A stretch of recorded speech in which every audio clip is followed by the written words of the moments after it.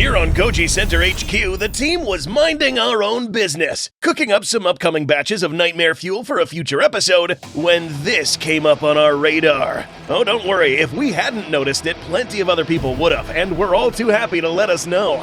Upon digging a little deeper to find out what all the commotion was about, a whole plethora of mentions, comments, and messages, we stumbled across a rather interesting creation. Meet Hank, a monstrous hybrid creation cooked up by the YouTuber GojiGuy and talented artist Valeria_LNX. Sporting a body covered in toxins, jaws of the dreaded Dunkleosteus, skin and eyes of a chameleon, the striking power of a pistol shrimp, and the uncanny survivability of a tardigrade. A truly terrifying creature that was custom built to destroy our Indom 2.0. This animal was conjured by the great minds of the research team of GojiCenter, brought together with one goal: exterminate all life on Nublar. And it more or less had the potential to cause a global health crisis. This animal minding its own business was pitted against a new amalgamation, a hybrid battle that we never asked for but got dragged into. So fine, after the challenge aimed our way, we have exactly what a lot of you wanted to see. A horrific beast with precisely calibrated abilities to make it as lethal as it could be to bring Hank down. Indominus 2.0 is hereby upgraded to nothing. No, seriously, we aren't changing anything. What you're looking at is Indom 2.0, but with different skins in Jurassic World Evolution. Cool, right? Nexus mods link below. Anyways, instead, she's stepping back into the analysis platform, and today we'll evaluate how our monstrous creature stands up against its new challenger, revealing a few tricks she had up her sleeve all along, and also lay bare a few critical weaknesses in its adversary. Making a hybrid doesn't mean automatically combining the best traits of both with no trade-offs. For every strength you add, you also add weaknesses. And because the dinosaurs and creatures in the Jurassic series are real animals, we can use real-life biology. After all, the Indominus Rex's fantastic ability to change color isn't something out of fantasy like Godzilla's atomic breath, but because it has similar skin to a cuttlefish that can do that in reality. For starters, let's take a look at what we understand to be Hank's composition. Base body frame of a modified Spinosaurus, combining other entire genome sets such as that of the Indominus, Scorpius Rex, and an entire legion of animals, many from different classes. At least 20 species, and who knows what else is in there too. Recall what Dr. Wu said to Masrani. You cannot have an animal with exaggerated predator features without the corresponding behavioral traits. A Therizinosaurus, Spino, and Pistol Shrimp might be used to fighting with their arms, but even more animals on the list didn't. T-Rex, Giga, Dinosuchus, and a bunch of wimpy-armed Abelisaurus. Hank's instincts on how to fight with its arms is going to be messed with. It would be every neural problem the Scorpius Rex had, but amplified. Some additives like the chameleon would actually hinder it. Giving Hank movable eye stalks like the chameleon would mess with its binocular vision from T-Rex genes. And it would compromise its own camouflage from the cuttlefish. Turns out pop culture lied here. Chameleons are not actually masters of disguise as you may think. A few types can change color to hide, but most of the time these lizards reactively change color to show emotion. Mix in the chaotic mind of the Scorpius on top of everything else, and Hank would be lighting itself up like a neon sign instead of using its camo like the Indominus could. This is precisely why the total number of species in the Indominus 2.0 genome was kept small. See for yourself. Base Indominus had at least 13 total confirmed contributors to its genome. Indom 2.0 only has 9 confirmed. Reducing the number of contributors in turn increases congruity, meaning each individual component works together and lessens split instincts. But is less actually more? We think so.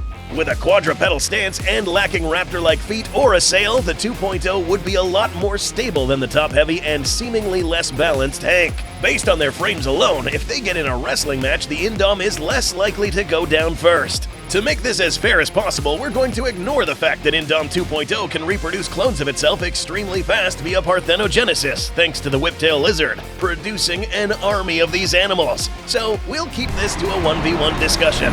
But even with this, you'll find that it will be getting easier for the Indom. How? Let's compare their jaws. Despite their tiny size, shrews use their jaws in a manner not that much different than Tyrannosaurus. With iron-reinforced teeth and a strong bite force, they chomp right through armored exoskeletons, tough scales, and mulch bone.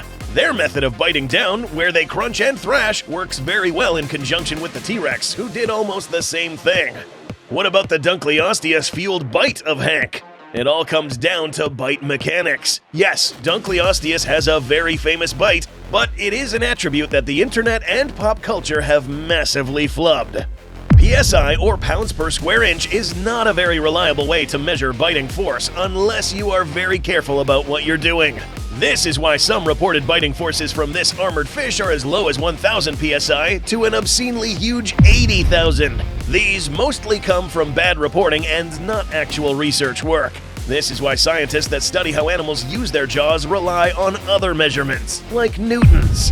This may come as a bummer for most of you, especially the creators of Hank, but scientific research on the infamous fish determined it had a jaw strength of only around 4,000 to 7,000 newtons. That might sound like a lot, but in reality that's half the force of a great white shark.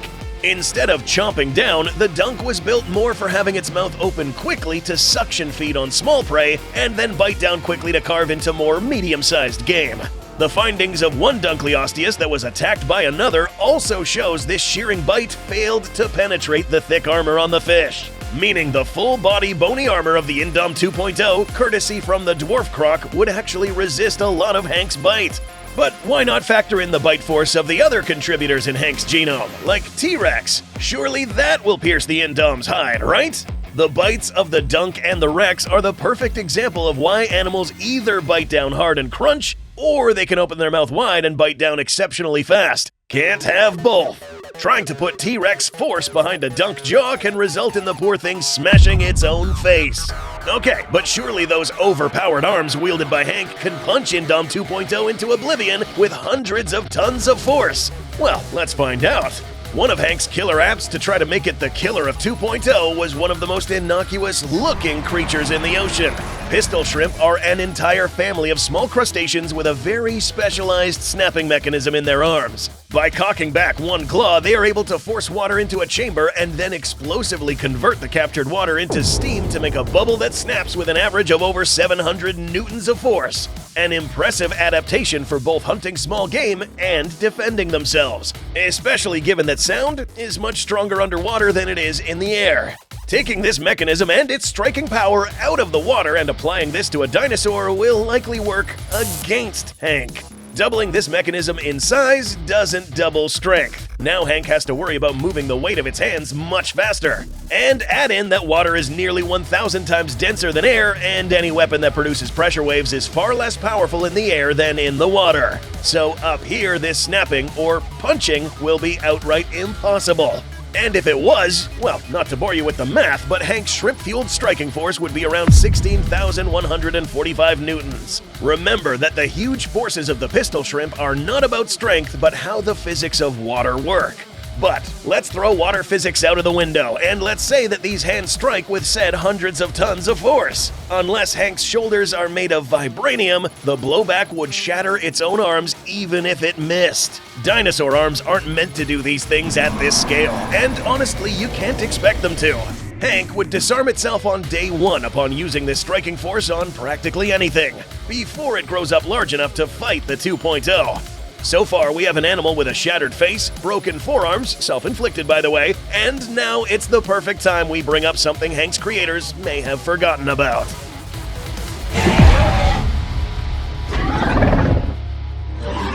Hank had some pretty tough animals in the genome, like the Giga, Indom, and Spino, but none of them are particularly armored nor really resistant to stabs, much less getting a sharpened metal pole shoved into them.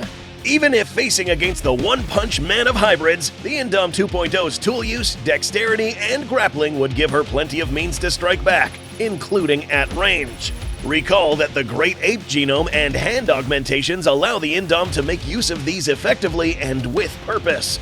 But if we're going to stick solely on weapons that aren't laying around on the floor, another one of Hank's defense mechanisms comes into play. In nature, one of the most common defenses and offenses are poison and venom.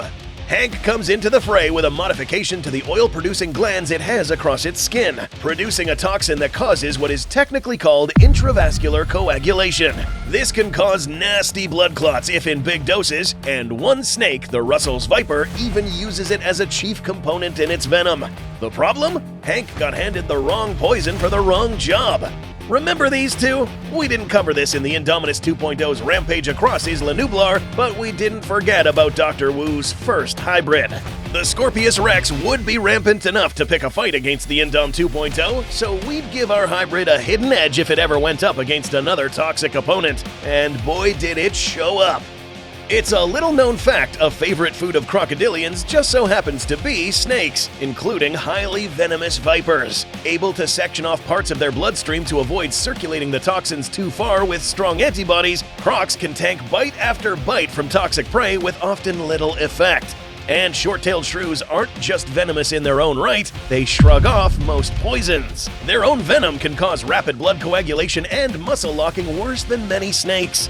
They are immune to their own and similar toxic elements called glycoproteins. Add in a hyperactive metabolism that can break down blood clots and purge toxins very quickly, and it's a big pair of reasons why shrews are also known to hunt and kill snakes many times their size. So, in other words, Hank's main defense wouldn't do anything to the Indom 2.0. Blood clots just couldn't affect it enough.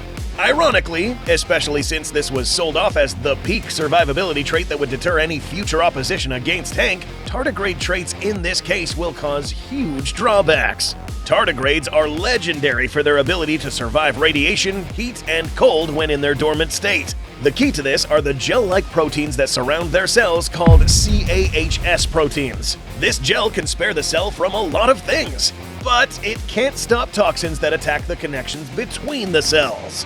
And coincidentally, this is exactly how the neurotoxin in the shrew venom works in addition to blood clotting. In fact, giving more proteins around the cells just gives more for the venom to work off of. And this is something that can't be averted. Get the tardigrade perks, if any, and you also take their weaknesses. After laying bare the critical weaknesses of Hank, it's now safe to say that without even changing a single thing to the 2.0's genome, or lifting a single finger, Indom 2.0 remains undefeated. Furthermore, Hank's overpowered jaw and hands disarmed itself before it could even step in the fighting ring. He did this to himself.